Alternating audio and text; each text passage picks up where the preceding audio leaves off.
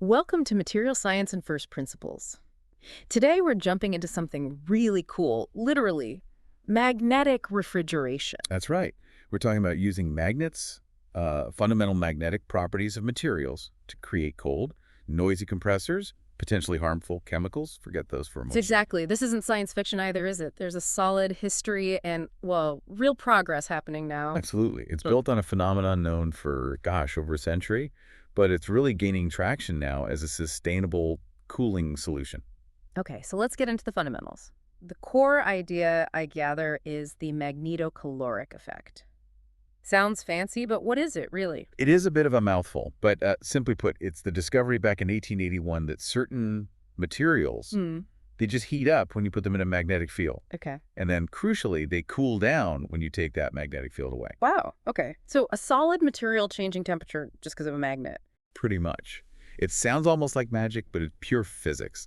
It all comes down to how the magnetic field interacts with the magnetic structure inside the material. All right, let's unpack that. How do we go from this effect to, say, a working fridge? There's a cycle involved, similar to traditional cooling. Yes, conceptually, it mirrors the vapor compression cycle we all know, but the working substance is totally different. Instead of a gas-changing phase, we have this solid magnetic material. And there are four key steps, I believe. That's right. 4 steps to move heat around using this magnetic material. Let's walk through them. First up, adiabatic magnetization. What's happening there at the microscopic level? Okay, imagine you have your magnetocaloric material, maybe something like gadolinium. Inside, it has these tiny magnetic regions, domains, all pointing randomly. Right, the disordered. Exactly. Now, you apply a strong magnetic field. What happens? Those domains, they snap into alignment with the field. Okay, they get organized. And that organization, that reduction in magnetic randomness or entropy, technically doesn't happen for free. Energy is released. Ah, and that energy shows up as heat. Precisely. The material gets warmer.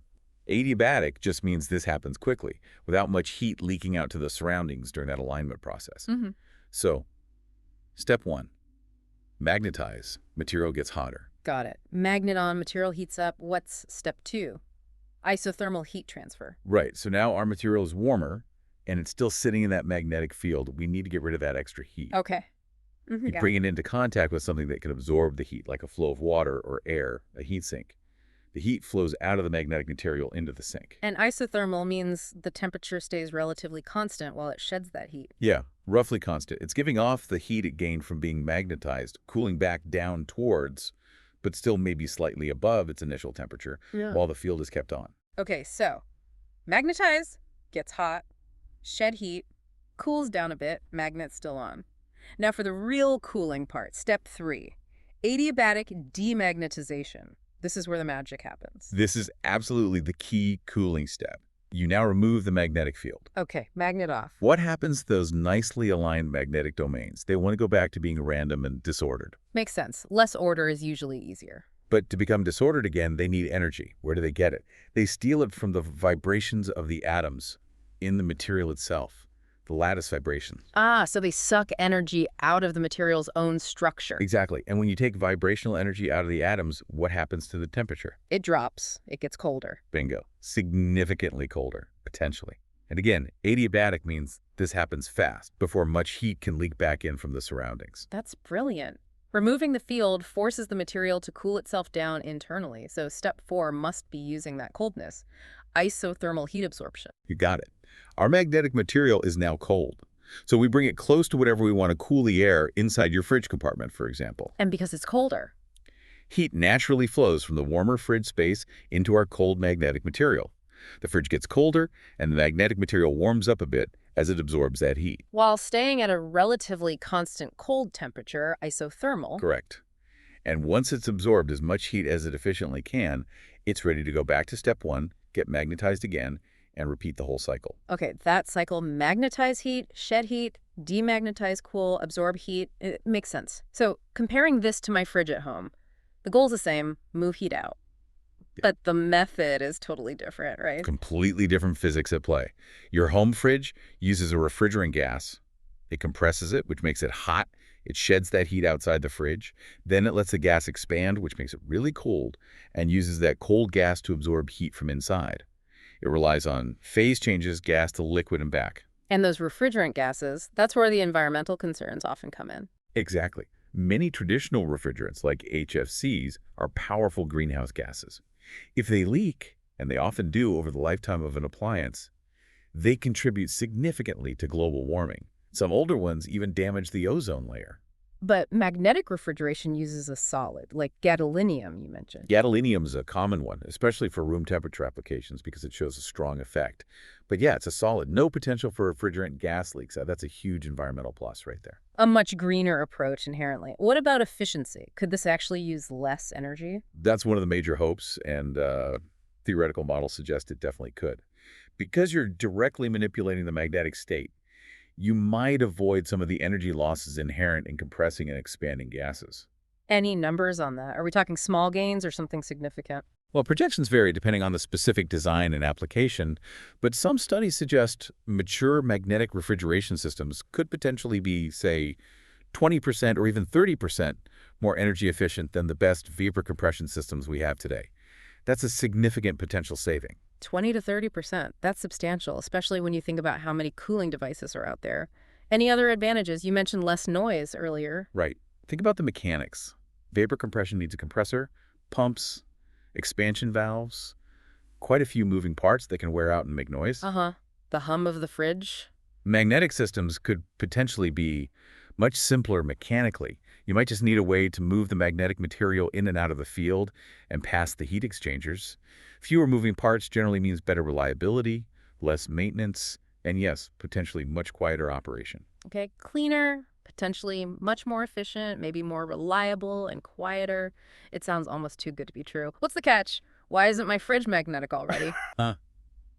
Well, there are definitely challenges. The science has been known for ages, but engineering practical, cost-effective devices for everyday use, that's the tricky part. It's still an emerging technology in that sense. So, what are the big hurdles researchers are working on right now? You mentioned materials like gadolinium. Yeah, materials are key. Gadolinium works well, but it's a rare earth element, which means it can be expensive and, subject to supply chain issues. Mm. So a huge amount of research is going into finding alternative materials. Like what? There's a lot of interest in alloys like lanthanum iron silicon, the FeSi. Projections suggest these could offer really good performance, maybe even better power density, more cooling for the weight, and they use more abundant elements. There are many others being explored too, looking for materials with strong effects at different temperatures, better durability, lower cost. It's a very active area. So, material science is really driving this forward. What about the rest of the system, the magnets and heat transfer? Absolutely critical. You need strong magnetic fields, and generating those efficiently and compactly is a challenge. People are working on clever designs, using permanent magnets, arranging them in arrays like a Halbach array to focus the field. Superconducting magnets are also an option for very high power, though maybe less practical for a home fridge. And getting the heat in and out efficiently must be tricky too with a solid material. It is. Unlike a fluid refrigerant that can flow easily through pipes, you need really good thermal contact between the solid magnetocaloric material and the heat exchangers that carry the heat away or bring it in. So designing advanced heat exchangers, maybe using microchannels or specialized fluids to shuttle the heat, is another major engineering focus. People are designing clever systems, like rotary setups where the material spins through different zones, or reciprocating ones where it moves back and forth. It sounds like a complex interplay of materials, science, magnetism, heat transfer, lots of engineering challenges. Definitely. But the progress, especially in the last decade or two, has been pretty remarkable. We're really starting to see this move out of the lab. Oh, are there actual products using this yet? Yes, particularly in Europe, things are moving. There's a French-German startup, Magnoric, for instance.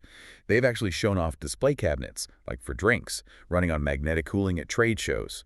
Real, working prototypes keeping things cold with magnets. Wow, okay, that's beyond just lab experiments then. For sure.